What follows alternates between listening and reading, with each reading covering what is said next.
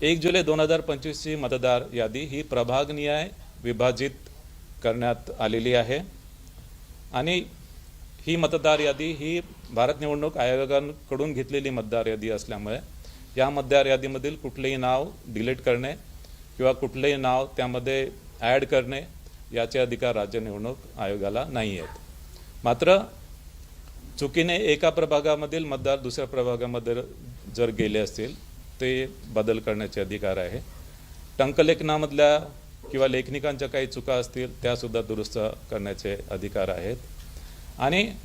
विधानसभाच्या मतदार यादीमध्ये नाव आहे मात्र प्रभागनिहाय मतदार यादीमध्ये नाव नाही आहे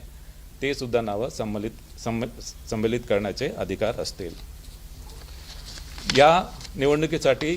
मतदार यादीमधील संभाव्य दुबार मतदारांची ओळख केलेली आहे आणि संभाव्य दुबार मतदार यांच्या नावासमोर डबल स्टार असं त्यावर मार्क करण्यात आलेलं आहे आणि संभाव्य दुबार मतदारांच्या संदर्भात जी प्रक्रिया आहे की संभाव्य दुबार मतदारामध्ये महापालिका आयुक्तांच्या मार्फत संभाव्य दुबार मतदारांच्या घरी जाऊन सर्वेक्षण केलेले आहे आणि त्यामध्ये दुबार मतदारांना विचारून तो कुठल्या मतदान केंद्रावर मत देईल या संदर्भात त्याच्याकडून लिहून घेण्यात आलेले आहे आणि त्या मतदान केंद्राच्या व्यतिरिक्त इतर कोणत्याही मतदान केंद्रावर त्याला मतदान करू दिलं जाणार नाही।